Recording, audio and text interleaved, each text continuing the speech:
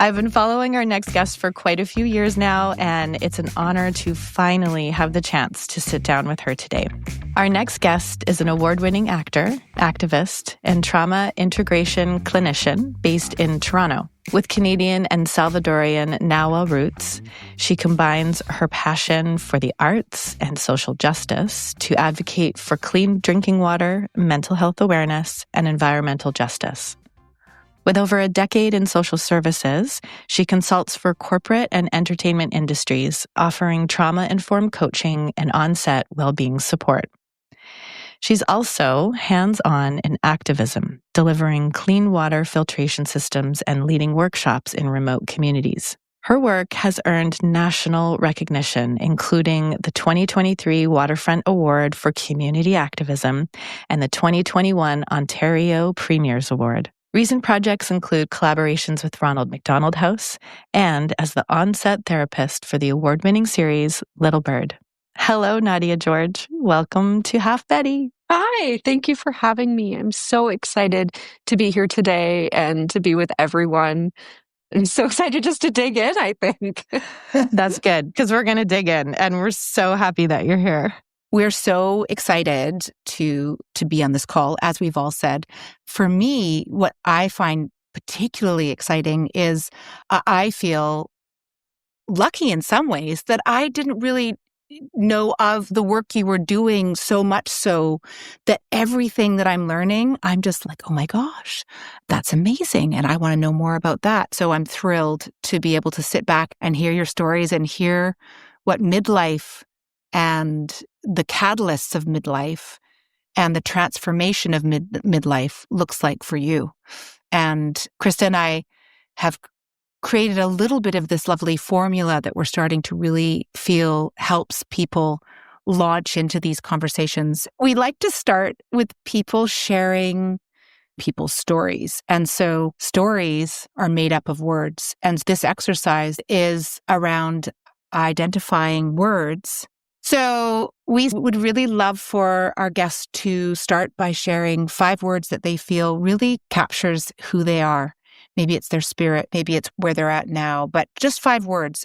As we think about that midlife moment, right?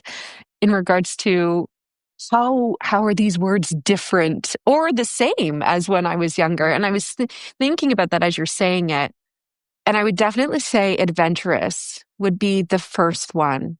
And I know that breaks down into so many other things, but just adventurous in life in general. A risk taker. I'm a huge risk taker. I'm definitely a disruptor, and I embrace almost every moment I can being one.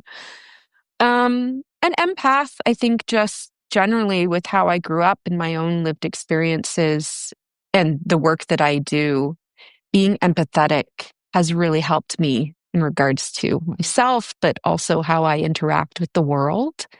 Mm-hmm. Inquisitive. I'm definitely, I don't know if curious is the same thing, but I'm very curious and inquisitive about the world. I'll say that I'm loving. Yeah, I'm very loving. I love my friends and my family and just everyone I meet. I usually find something very like loving, things that make me want to love people. I love that. And there's just, it's interesting when I think about, am I always a humble person? Probably not. And I think that a lot of my friends would be like, you're seriously not going to use that word for yourself, are you? But when I think about humility and what actually grounds me, I really do try my best to tap into being that humble person and reminding myself that there is so much more than just myself that affects this world. So I try to guide myself with that as well. And silly. I'm silly. I'm silly and I'm outrageous. I love this so much. I love that you have all these words because not everybody is able to speak about themselves in this kind of way. And so it's such an interesting way to start the podcast because it means something different to everybody. Yeah. Yeah. And we always get asked about the good words because we want that. We want to pump ourselves up. Yeah. But if I am being humble and thinking about it, it's also, I'm fearful and I am insecure. Mhm. And I do have Mhm. all of those things that I feel about myself as well. But you definitely try to look at the other good words you share and say, okay, but here you are saying you're insecure, but yet you're all of these things. You're all of these other Mhm. beautiful things as well. So I'm really glad that you do this at the beginning because it really reminds us as we go into these conversations about just being authentic and being yourself in Yeah. every moment when you can. Yeah. I appreciate that you found that exercise also helpful.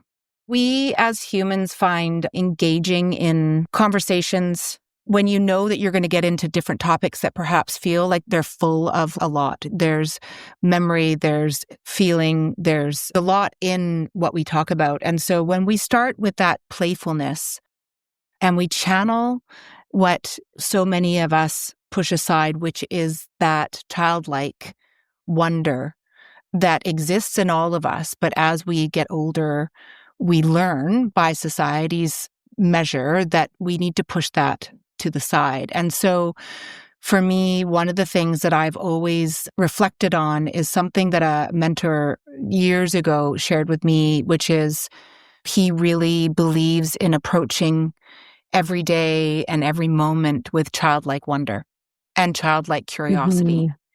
And the I love that. spirit of not having a story about something already in your mind, but being curious to find out what the story is. And so I Mhm. think the playfulness of starting with words that describe Nadia really help people tap into that joy and that playfulness and that childlike space of just playing with words. So thank you for participating. And what we really like to do after we've collected a really good picture of Nadia and some words is help you now to a place of thinking about something that feels like a catalyst or a moment. It could have been Mhm. an experience. It could have been a conversation. It could have been you seeing something, but you feel like there was something that presented itself as a bit of a pivot point or a moment that changed the trajectory and began the transformation as you evolved in this midlife. That's such a powerful question, isn't it? Because putting on a therapy hat for a quick second, being a young mom at the age of 18, you would think that would be the space where you're like, okay, this is when my whole life changed. Mm. But one of the things that I've realized is being a young mom, I actually kind of grew up with my son. It was one of those moments where we had a lot of really loving moments, a lot of learning. And I always had thought about it in the sense of when you're talking to people, when you're 25 to about 30, your brain is now just starting to fuse, right? And then you have that 30-year kind of turmoil where it's like, oh, I don't know if I'm really interested in this and I'm going to get really heavy into my career. But coming into this where I do now consider this to be my midlife point turnaround really was when I came to realize that the man who loved me and I thought was my biological father my whole entire life up until 2 years ago was actually not my biological father. And the trauma that I went through navigating that Mm. brought me right back to all of those childhood moments, all of those childhood feelings of abandonment and neglect and everything that I had gone through as a kid growing up to thinking, again, I don't know who I am. I don't know where I belong.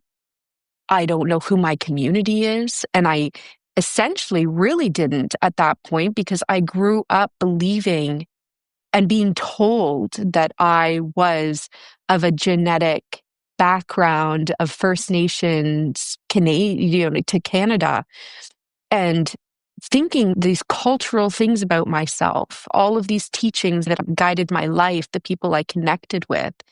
And although my genetic basis didn't change when I found out that I was from a different part of the turtle, I was from the tail instead of the shell of the turtle now, it did make me question everything. It made me question about how I had moved, who I was, had I taken up space? Because there is a very important narrative around not taking up spaces that you shouldn't. And I was speaking with an elder after this all happened, and this elder had said something very important to me. She said, you can't hold guilt or blame yourself for stuff that you didn't know. But it's about what you do with the information that you have now and how that guides your path that matters.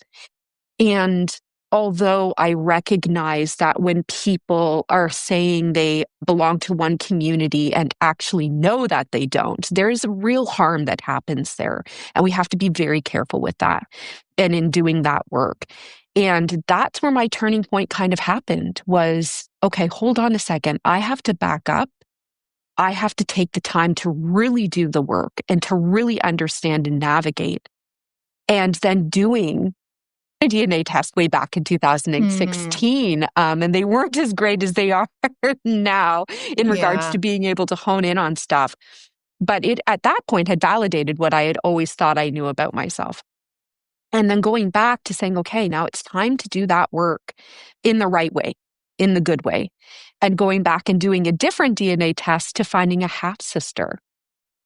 Wow. And that just blew up my whole entire world. That's how I found out that my biological father was different from the man that I was raised to believe was my biological father. And being in that young child moment, I was like, okay, I now have to do some serious work, healing work. And here I am, a therapist, been a therapist for over 15 years, and all different kinds of therapy, from child protection to alcohol and drug addiction to mental health. And I'm like, okay, it's time to start taking my own advice. It's time for me to focus inwards and focus on me. And that's when I really realized that I'm at this midlife point. I have accomplished a ton of things. And hearing you talk about my bio, sometimes I'm still like, wow, I can't believe I actually have done that all or achieved that all. And feeling like it happened in such a short period of time to now realizing, oh, I have so much time to still do all the other things that I want to do. Yeah. Wow. And this healing journey has really brought me to a crossroads. And it's about how I move through this that is going to determine every next step. And it's hard. It's hard not to be angry. It's hard not to outwardly put your anger out there for everyone to see when you're feeling certain things about how things were dealt with, even just in the past, me speaking with my mom about it, all of this stuff, and just trying to remember who I am and what am I grounded in and what has been guiding me, where is that North Star, and finding that North Star, and remembering anger is something you're feeling. It's something that is there, but it's not who you are. You are this loving, kind person, and now it's time to be that person to yourself. And I did do a lot of somatic work, being a somatic therapist as well, and a trauma integration clinician, and understanding that we need to answer to our bodies. And before, I tried to have a few narrative conversations with some therapists, and my body was not ready. It just wasn't. So I did go back and do that yoga work and do the meditation work and all of the things that I tell other people is really, really good for you. And in the 2 years, so from 2022 to this point now, I really feel like I've taken a lot of my own advice. I'm in a very healthy and healing point of my journey. And now I'm like, okay, this 13-year-old child has been hugged. She's been loved. She's been doted on. And now you have an obligation to live for her. who is she? Who did she want to be when she was young? I loved climbing trees. I loved building forts. I would always stick up for my sisters and sometimes get in trouble for the things I would say. And you'd be out all hours of the night, which now that I look back, maybe wasn't the healthiest thing for a 13-year-old or a 10-year-old child to be doing. But it's who I was. And how do I do that now, moving in a really good way of embracing her again and being like, okay, before I felt like I was on this journey kind of on my own. And when I say that, what I mean now is I have her with me and we're doing it together. That is really so great. Beautiful. That's a huge gift. Yeah. Yeah. And this idea of, they say, with every learning curve, with every step in the journey, we begin to write a new chapter. And for me, I'm really not writing a new chapter. I am writing a whole new book. And this book is going to be filled with so much love and so much adventure. And yeah, there'll probably be some failures and some tripping up and doing things, but that's how we learn. It's how we learn what we like and what we don't like. And trying differently and all of these amazing things that we do. So this, I would definitely say, is my midlife turning point. And I love that you don't use or attach the word crisis to it, because I have sat with a lot of people within my age range. And even when I look at it myself, I'm like, this isn't a crisis. This is a new finding. This is an exploration. This is midlife exploration. And being able to now focus on myself, when you have young kids, if for anyone that has anyone they have to take care of, we know that we put a lot of time and effort into that, and we can sometimes lose ourselves in it. And now being in a position where I can be like, oh, I can just kind of focus on me. We think it's selfish, but it's so loving. It's so kind. It's just such amazing things. So that was a little bit of a rant, but I think that is kind of what has brought me to this midlife moment and the next steps for my journey. As I always say, my future self is so excited to meet me. And I know that. And I'm so excited to meet her. And I laugh with my friends because I'm going to be that 80-year-old woman that's dancing in fountains. You absolutely are, without a doubt. And I feel like as I'm aging, I actually feel like I'm getting younger. I actually feel way more youthful than I did when I was in my 20s. I'm appreciating life a little bit more. So I'm really excited for this new book of what I'm writing in my life. Are you going to write a book? Oh, that's been a question that has been out there a number of times. Actually, to be honest with you, I would love to write a book. Just because growing up impoverished, growing up having many experiences with the child welfare system, being very temporarily in foster care, then to be given back to my family in the turmoil of living in a house that had constant tension and was not necessarily the most nurturing of spaces, and then leaving home at the age of 15 and then becoming a mom at 18. And then all of the other things that we get into in traumatic moments and toxic relationships. I think it would just be more interesting to touch on those moments, but to make it a book for other people to say, this is what I've been through, but this is what I've learned. I think that the idea of a story just about my life would be kind of cool, but I would love for it to serve a purpose. I would love for it to be, again, bigger than just myself. So if I was to write a book, I definitely would have all of those moments in there, up and including the ones that changed my life, and finding out that I'm actually from El Salvador and Indigenous to El Salvador and going there soon. So I'm very excited. I leave in 2 days for my first trip ever going home and meeting family over there.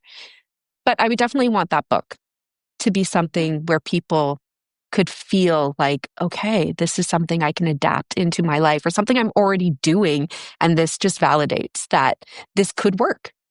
People have asked, what would the book be called? Would you have any idea? I mean, when you write it, let's say, the title will probably be revealed to you, but would you want to play that game for a second and just think about what the title would be?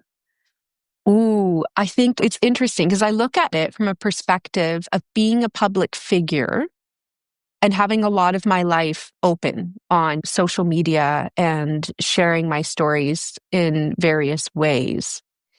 But also the trauma and the things that you don't necessarily talk about. You know, we in therapy, we talk about safe sharing and sharing what we're comfortable with, and not feeling like just because we didn't share something that we're lying or any of those things. So part of me would be like sharing secrets or the secrets kept behind or something like that. But then I also like something simple where it's just like the journey and something that people can relate to and it makes sense. So I'm sure other things will probably come up, but when I think about what I would want that book to be for, it probably would most likely be called The Journey. And I'm going to claim that now. For anyone that's out right there. here. Copyright. Oh now my it's God. there. And I just want to sidebar that I also appreciate that you recognize that we don't use crisis. And that's very intentional. And I also really appreciated as you were telling this story, how you talked about feeling like you're so excited about that 13-year-old Nadia and where she's at, and how you're taking her along with you now. And then you talked about 80-year-old Nadia, and then we have Nadia today. So I wondered if you would say more about your perspective around our different generations, and in particular as women in our midlives, and with your story of recognizing 13-year-old Nadia and the childhood experiences, but also talking about where you see yourself at 80. Could you say more about your connection to the different generations and to how they play into who you are today and how that all comes together for you? It's interesting because people will ask me, like, why is she 13? And the reason for that is there was a very traumatic moment in my life where my mom just picked us up and moved us, and I was no longer in contact with my dad. And that was really difficult. And I felt like when I had relearned about who I was and when I was newly learning about all of that, it was like I had lost him again. And the pain that 13-year-old young girl felt, and not that he had abandoned me, but that I had just been removed. And my father passed away in 2001 with medical complications that were escalated by contaminated drinking water. And that's why I do the work that I do. And finding him again when I was 15 was really, it felt like forever, those 2 years of searching and wondering. And my father was a very loving man, but he was in and out of my life due to his own life choices of being incarcerated most of my life. But now being who I am in this way and taking that 13-year-old girl with me it's okay. So you're safe and you're loved. And this isn't it. This life may feel like it's ending and it may feel like it's over. You're being removed from all your friends. You know, I just graduated grade 6. I was excited to go to junior high. I had my friends from where I was living in Guelph and picked up and moved to a completely different kind of town too. Guelph back in the early 90s is a very beatnik kind of town. And my mom, like, we always had bongos and things. It was a very musical household.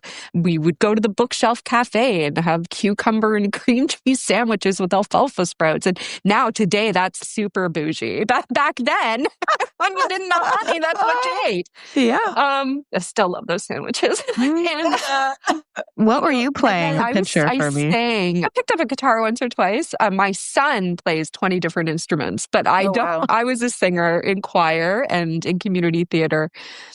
And coming from that and then going where I moved to, which was Aurelia, Ontario, was a very conservative town. And I would have people ask me, are you really poor? Because you have wooden curtains. And now those bamboo California curtains, again, here we are. They're charging an arm and a leg for them.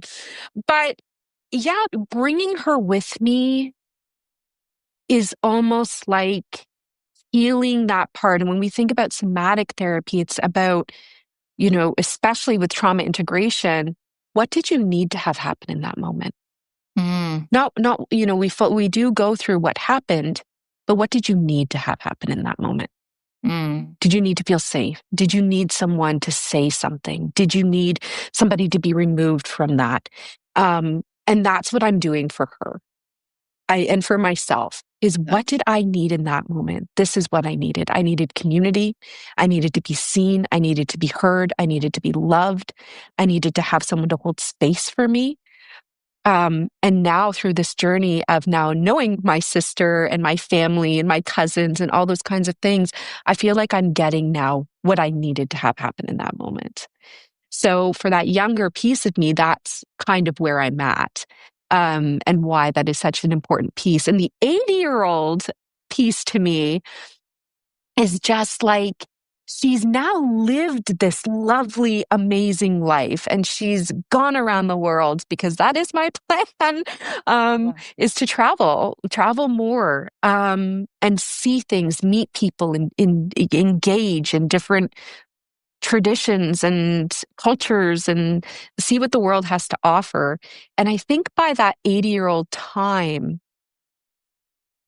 it'll just be like, okay, I've lived.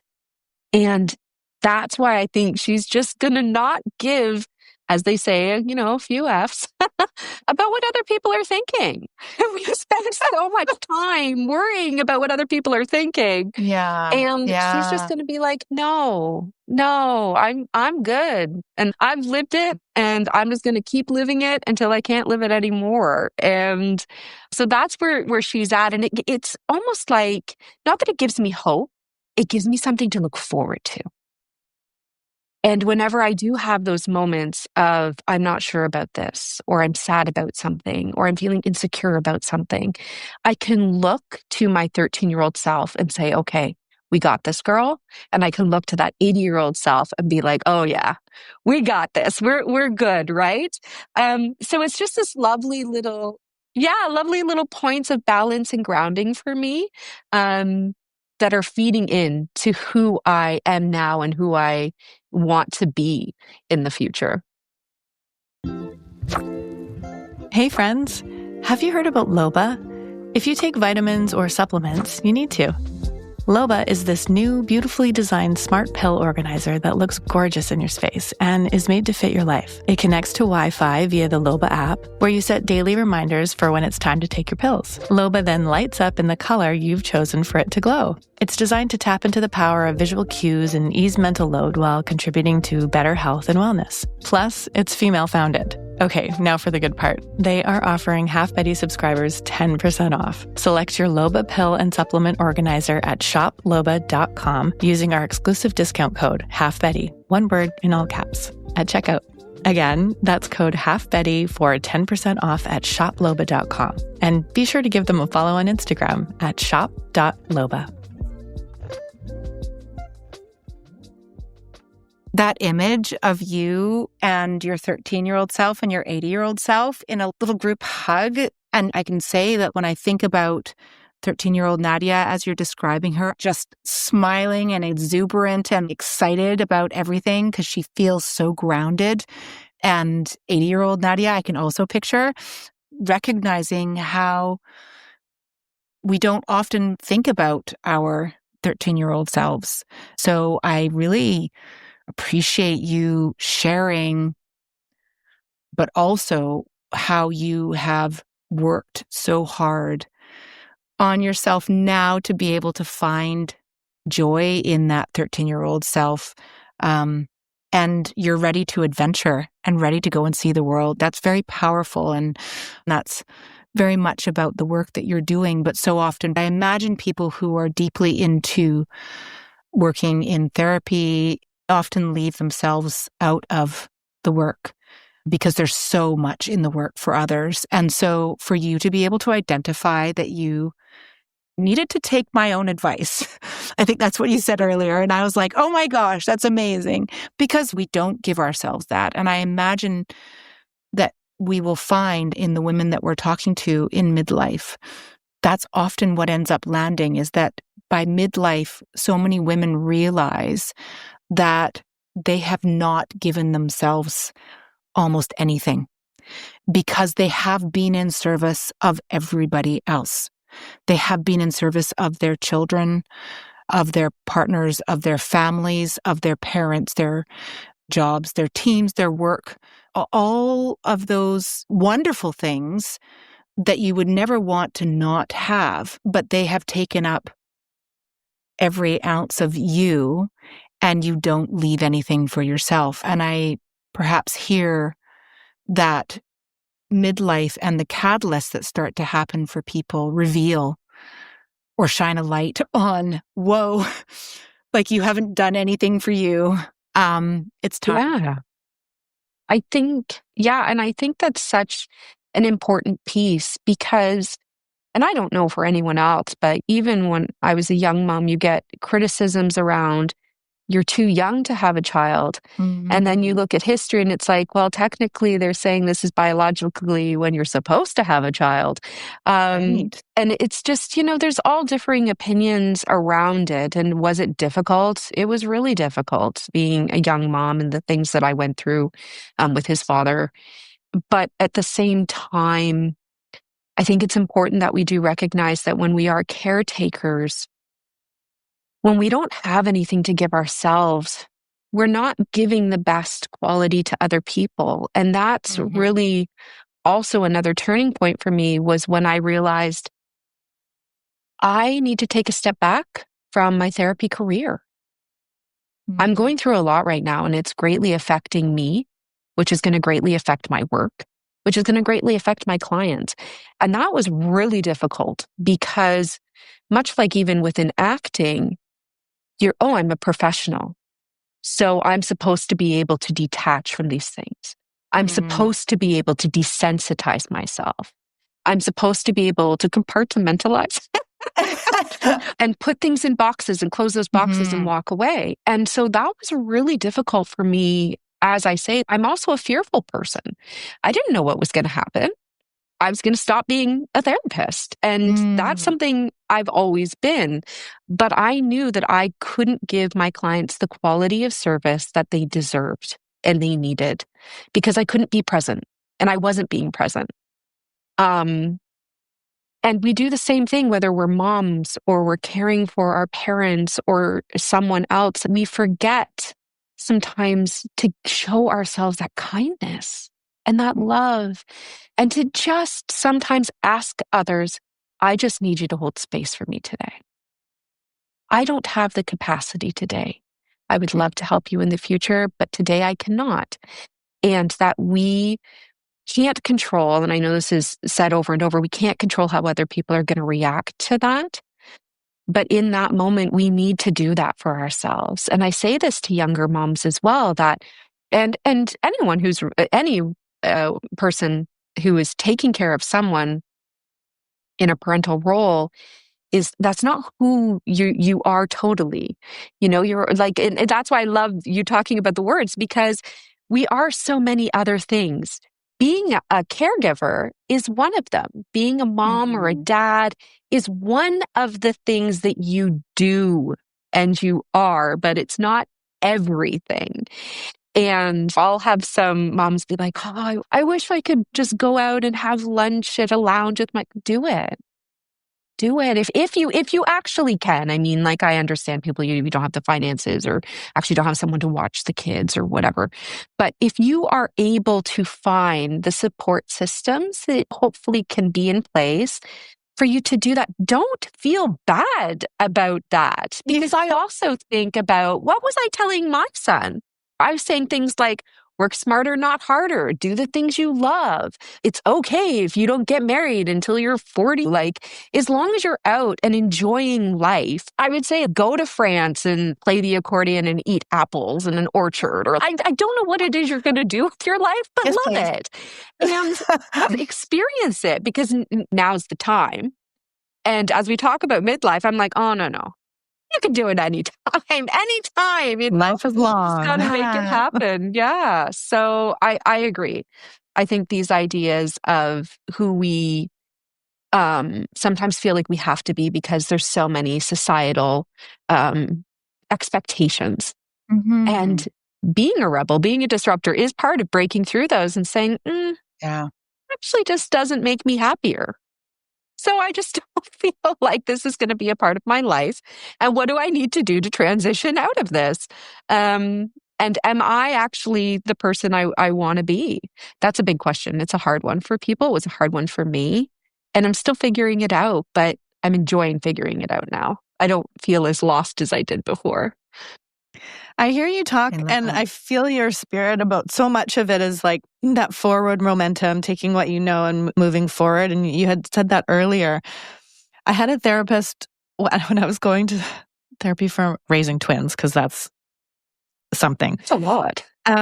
And they were about 2.5, and I went and talked to someone that I knew, and I was so grateful for her help. And she said, and I'm like, okay, what can I do? I want to go for it. And she's like, whoa. She's like, you need to sit in it. Mm-hmm. And I was like, no, I am not going to sit in that. You need to help me. You need to meet those children. You need to tell them things and do the things so that life is going to get better now. And I think right now we're so used to fixing things, like taking a pill or doing something that just like switches the gear and pulls you forward. I'm really interested in hearing, and I don't want to go backwards because we are talking about how beautiful and lovely the transformation has been for you and moving forward. But if you could speak a little bit about that moment, because I did hear it as well, where you had to sit in it. What did that look like? What did that feel like? And how did you get to the point where you knew you could move through it?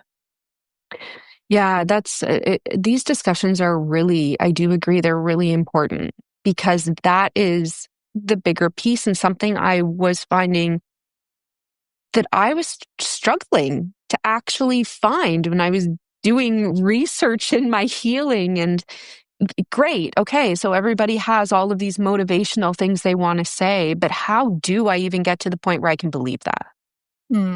Where I can feel like these positive affirmations even make sense for me in any way. And when I learned about my biological father, I went into just a complete downward spiral.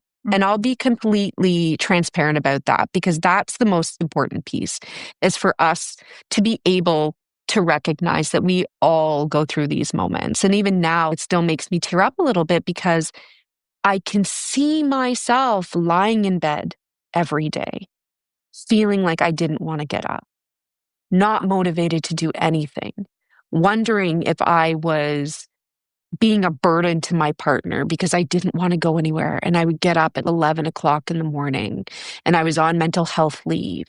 And I'm like, who is this person? Because this isn't me. And did I fail other people? Am I failing other people? Am I failing myself? All of those questions were there. And I call it hamster wheeling, because we get so much into our heads, and we're just allowing all of these things in, and all of our own insecurities and all those deep, dark moments that we, in those moments, truthfully believe about ourselves. And I did. I was like, okay, here I am. I'm just this person again. All those toxic things that were ever said to me growing up or in my relationships, I was like, yeah, that's me. Here I am, just this person that doesn't matter, or everybody's not going to believe, or, all of the really hurtful things we say. And I don't know how many hours I spent crying in the shower, because that was always one of my releases. Was, okay, you know what? I'm just going to get in the shower. I'm going to let that hot water run over my body. It's kind of somatic processing for me, where I just imagine all of my pain and my sadness washing away with the water. I did a lot of traditional medicine work around smudging and talking to Creator. And I was searching for answers, and I just felt like nothing was coming to me. And on top of that, I was like, I don't know what I'm going to do for work either now, because I'm no longer doing that work because I recognized that I couldn't. And what does that mean for my future? You're compounded with all of these fears. And then imposter syndrome builds. You start to wake up a little bit earlier. You're feeling really good that day. You go out, you do some stuff. You're faking smiles with friends. And then you come home and you're just exhausted. Hmm. And you feel like no one understands. And you feel like you're completely alone. And even though you're not, sometimes you don't have the capacity to reach out to anyone. And people are concerned and they are worried about you. And you get these feelings of hatred for the situation or against yourself. And you're going through grief is really what it is. And when I recognized that I'm grieving, that's what this is. I'm grieving a life gone now, a life that was taken out from underneath me of who I thought I was. That's the way I had perceived it at the time. I was grieving who I thought I was going to be, all of the things I was going to do. I was grieving the idea that I thought this would be possibly the end of my relationship because I couldn't be present in my relationship. And when we look at grief, we know there are stages of grief. And what we also know is that those stages are not linear. They are not steps. I call it the elevator because you're going to push anger floor and you're going to get off and then you're going to be like, no, you know what? I'm in non-acknowledging floor. That's where I need to be right now. Oh, I love that visual. And then you feel like, okay, no, I'm in acceptance. I'm good. And then you're like, nope, I want to go back to anger again. And it did. It took me, I'm going to say, honestly, it took me a year. And I was diagnosed with what is called adjustment disorder. Hmm. And for anyone who doesn't know what adjustment disorder is, it really is the inability to not only be present, but to have the capacity to live fully within your moments when they change. And that's the most simplified way that I can explain it, is adjusting to day by day, daily life, hour by hour. And the littlest things would re-trigger me. And that's when I also recognized I have to do some trauma work. I have to do some somatic work. And I thought, okay, what are the things that I can do at home? Because I don't have the energy or the capacity to go out and do this yet. I'm not ready. And being okay, showing myself that kindness to say, I'm not ready. And that is okay. I'm not ready to challenge myself that way yet. But what can I do in the space that I'm in? So doing that somatic work, and essentially what we do in somatic work is we look at what that trigger is, and we look at extinguishing the charge that happens in our bodies, which puts us into fight or flight or fawn and all the other ones. And that way, when that trigger happens again in the future, the charge doesn't set us alight, and we're more likely to be able to use our tools to help us through those moments or to talk about it in narrative therapy. And so I started doing that work. And then when I was kind of borderline ready to start getting out there, sitting on that edge of, okay, now I'm going to do the meditation. Now I'm going to do exactly what I'm doing at home, but I'm going to do it with someone else. And I'm going to put my trust into someone that this is a safe space. So that way I can work through my stuck points around nothing is safe. No one is safe. And then leaving there being like, oh, okay, my stuck point isn't as rational as I thought it was. It's not as real as I thought it was. And that was the process for me. And the process was very real, very heartbreaking. I learned a lot about the people I thought were there to support me. I lost a lot of friends because I actually shouldn't say lost. I no longer engaged with certain people. I like how you rephrased that.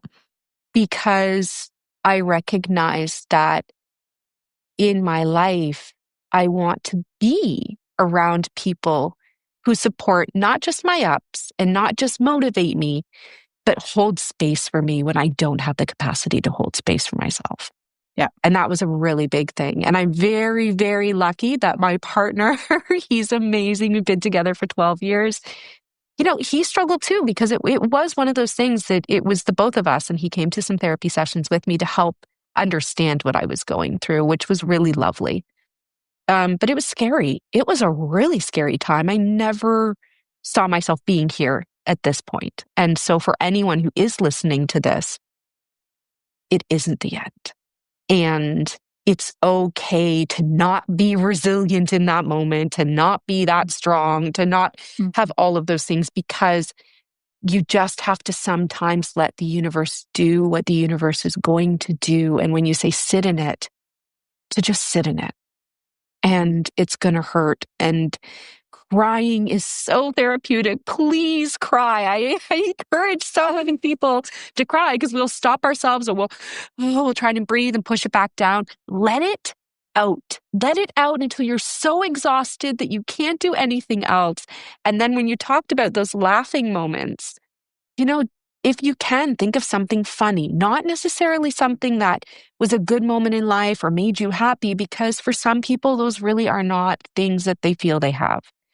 But there might be something we laughed at, whether it's a TV show or a moment with a friend, right? And it kind of helps regulate your system. So if I can give any pieces of advice that way, those would be it. That this is not the end. Just sit in it and love yourself and show yourself that kindness. It's so important. That's such good advice. Yeah, I wonder too if there's some resources you feel you could share that might be helpful as well. We could put them in the show notes, and we'll get those from you as well. Yeah, absolutely. That would be really great. Yeah, there's lots of, there's books, there's, and this is not an ad, although I would love to work with them one day. But please, say it. I cannot recommend the Calm app enough. I listen to my sleep stories. They have daily motivation, daily movement. They have sound baths. It's amazing. I can't rave about it enough, but it's something that I highly recommend. And the book Atomic Habits. Okay. There's a line in this book. Yes, it's amazing. There's a line in the book that don't think about who you want to be. Think about what you need to do to be that person and what habits you need to create.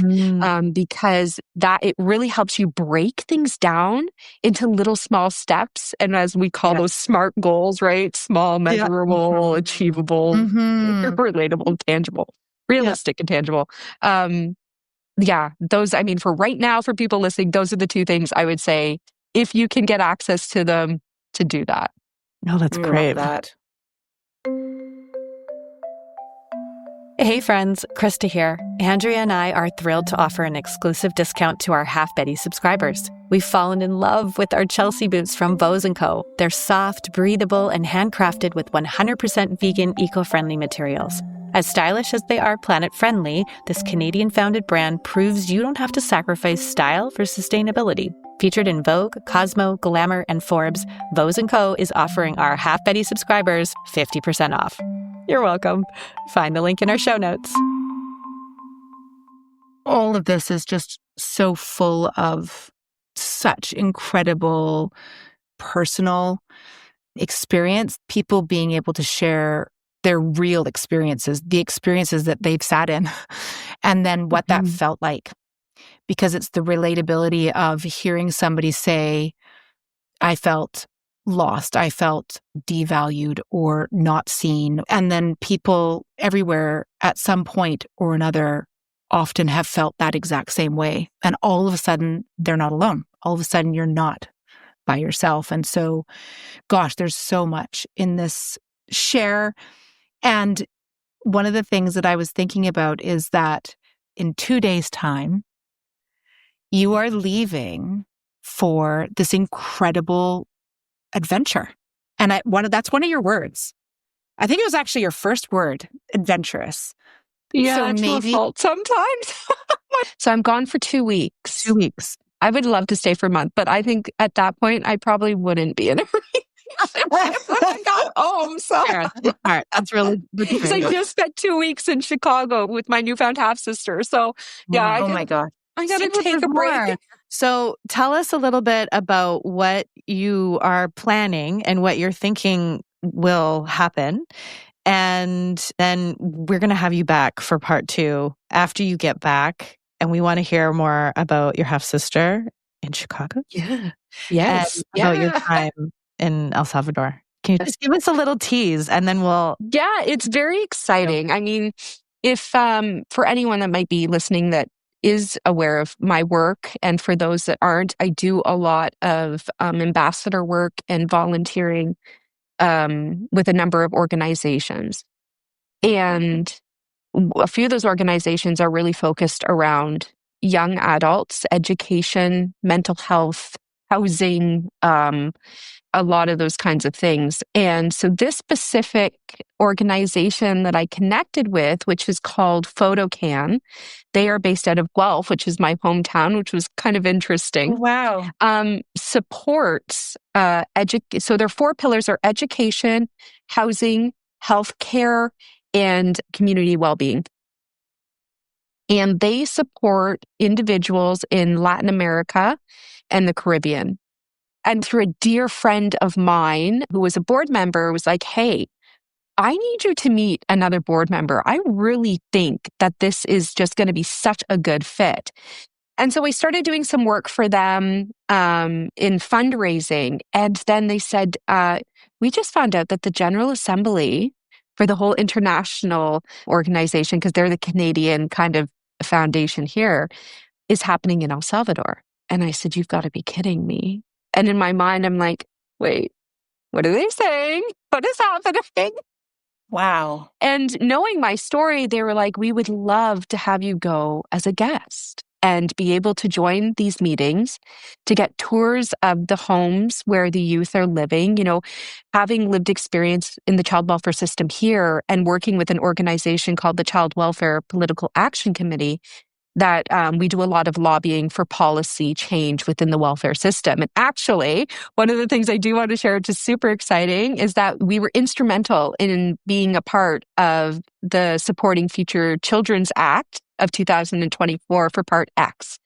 And that really was about our privacy, because what most people don't know is that when you have lived experience in the child welfare system, your files stay open forever. And anyone can access them. Juvenile defenders actually have more rights over their files than we do. And we were like, this can't happen. This can't keep going. So that is something that went to royal assent. It was changed in the law. It was very exciting that we will have more protection rights over our files, and our files will be closed at a certain point. Amazing. So we're supporting youth who have been displaced, whether it's due to violence, gang violence, or violence in the home, natural disaster. These are youth and young individuals who don't have somewhere to go. And what they started doing, they've been doing this for over 4 decades now. They give them a safe place to be.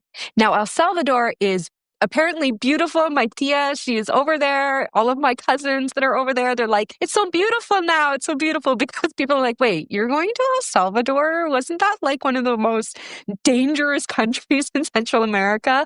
And my family is just so happy that has changed dramatically. And so I'm excited. I'll be going over there doing kind of that volunteer work, very brief volunteer work, and getting to be in those meetings and see the homes and engage with the kids and, you know, just be a part of that, which is really, really cool. Amazing. And I'll be doing that for the first 4 days, really immersing myself. And then the remainder of my trip is family, which I'm really looking forward to. And I'm going to stay with my tia, and my cousin Specia is already like, she's so excited to show you off and take you around to the rest of the family, which is really nice. I have friends over there that I've met through taking time to learn about my Nahua culture. I by no means am an expert in that. And, you know, I'm still so new to that journey. But wanting to learn a little bit of who I am and where I come from and my ancestral roots has always been extremely important to me. You So were I'll be saying you were going going to over learn some of there. the language too? Yeah, the language, be a part of ceremony. A friend of mine, I was saying to them, I'd love to just really understand when you're welcoming outsiders, what does that look like? And he said, I don't understand. That's not something we would do for you. And I was like, oh, no, I'm not asking. And then he was like, this, because you're not an outsider. This is your land. This is your home. This is where you're from. You are us. So that felt like a big hug when I heard that. Nice. And he speaks fluent Nahuatl. He supports the Nahuatl, some of the Nahuatl immersion schools in Iselco. So I'll have an opportunity to go there and then to go to Santa Tecla, because I'll be in Santa Ana for the first part, and Santa Tecla to meet some of my cousins for the first time.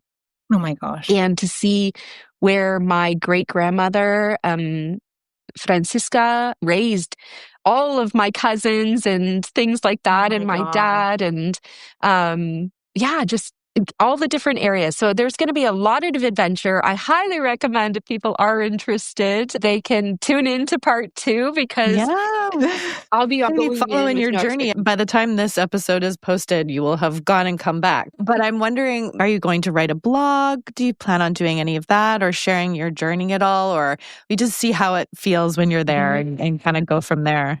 I will be sharing parts of my journey. I'm a high Instagram user. That's where most of my stuff gets posted, is on my Instagram, which is public. People can see it. And I'll be sharing stories. I'll be sharing pictures. But I think for the most part, one of the things that I did realize going through the trauma of refiguring out where I actually belonged to and who my community was, I was in a moment of trauma in my frontal lobe. Would I have done things a little bit differently in regards to how I handled that situation publicly? Maybe a little bit, now that I can be a little more rational about it. So this time, what I've learned from that is to, as we talk about sitting in those moments, is I really do want to just be in those moments. So there's probably a lot of things that I will not share, and they'll be mine. Yeah.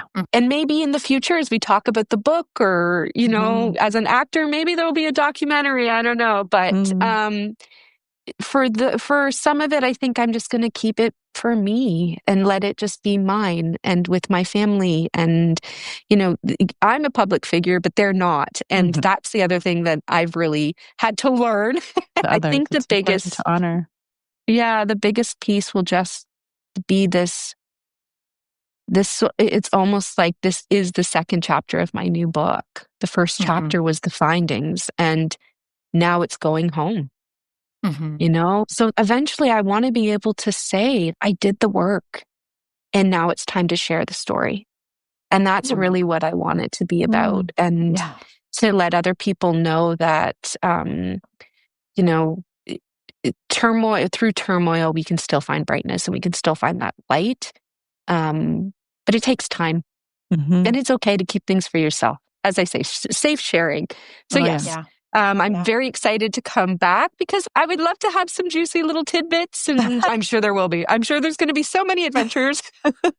Who knows what I'm going to get up to? Well, adventure includes everything. True. And that is with true. some of the other words that you've said, I think that you're set up pretty well. We've got disruptor, inquisitive, curious, loving, silly, outrageous. That all works really well for this adventure. That's going to give you a lot to work with. Yeah, I'm really excited about it. I've been looking at it for so long on the 23andMe and the Ancestry maps. So, when they're narrowing down where you're from, it's going to be very interesting to now be in there, to be no longer just visualizing it from a screen, to actually be looking around me and be like, wow, I'm here. I'm home. And sitting in it. Full immersion. It's like being completely immersed into home. Which is so, there's nothing more wonderful for people to be able to, at some point, whether it comes with time, but for everybody to feel that full immersion in home. So, it's such a strong word, and one that I think we don't embrace enough. No. Yeah. We often take it for granted if we have it. And then if we don't have it, it's all we want. So, Yeah. And how it looks different for everybody too. Yeah. Absolutely. And that's another thing that I acknowledge as well, is the privilege that I have to be able to do this, because there are so many people out there, having spoken with other people who have gone through, this DNA testing and finding things out about themselves. Some wish they had never found out, and some that are very excited. And it's costly. It's so costly, just DNA tests in general. So for me to be able to be a part of this organization, and it all just kind of working out the way it did, Creator had a path for me, and the same elder that told me that I don't hold that guilt because you didn't know,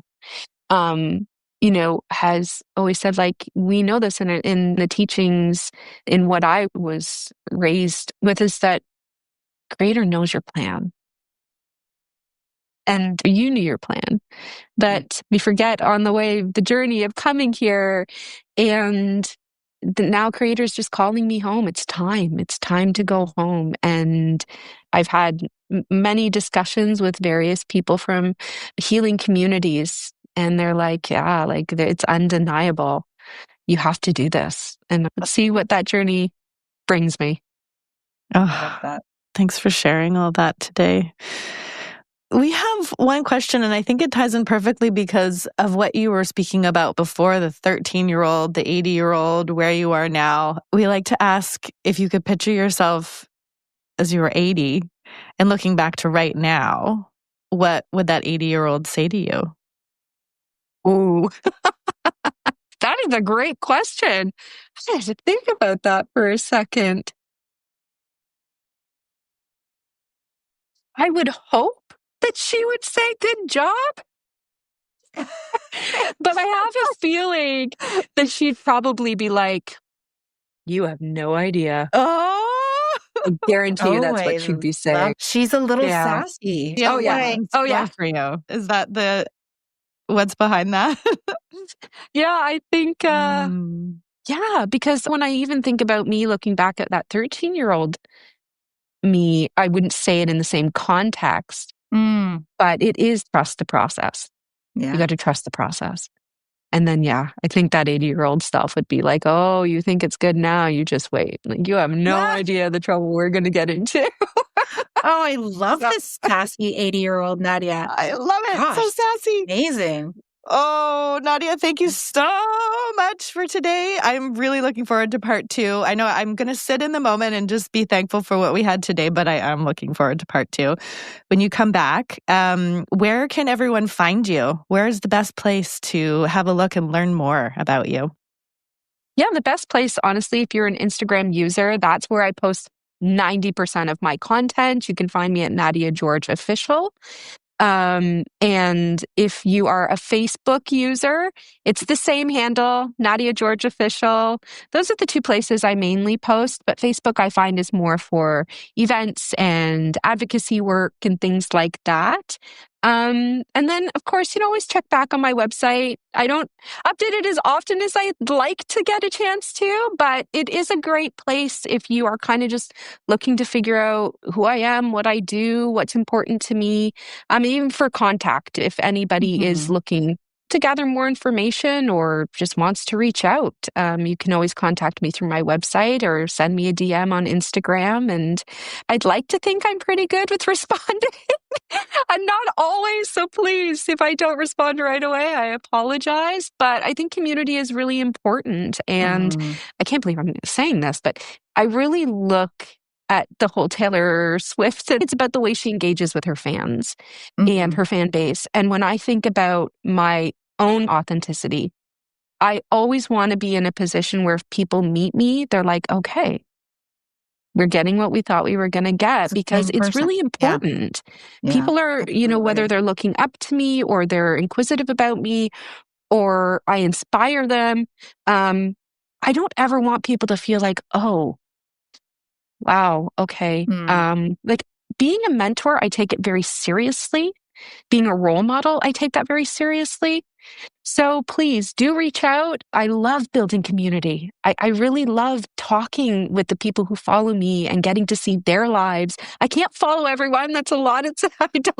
I really truthfully wish I had more time. But there's people that I have followed for a really long time, and I get to see their journeys, and it's just so beautiful. And they inspire me, really, is what it comes down to. It reminds me of the work that I do and how important community is. So yeah, that's where you can find me. So wonderful. We love that you ended that note on community, because that's exactly what we're building here at halfbetty. So thank you for being on the halfbetty podcast, and we look forward to learning more about you and staying with you on this journey. So thank you so much, Nadia. Thank you so much. Thank you so much, Nadia. Thank you so much for bringing your entire genuine self to this conversation. Thank you for having me. I also look forward to listening to your other episodes, because you holding this podcast does hold space for people, and that's important. And I'd like to recognize that, because like you said, with community, that's what it's about, holding space for each other. Those lovely hugs, whether it's with words or whether it's with arms, really does make a difference. So thank you both as well. Thanks, Nadia. We'll chat real soon. Bye.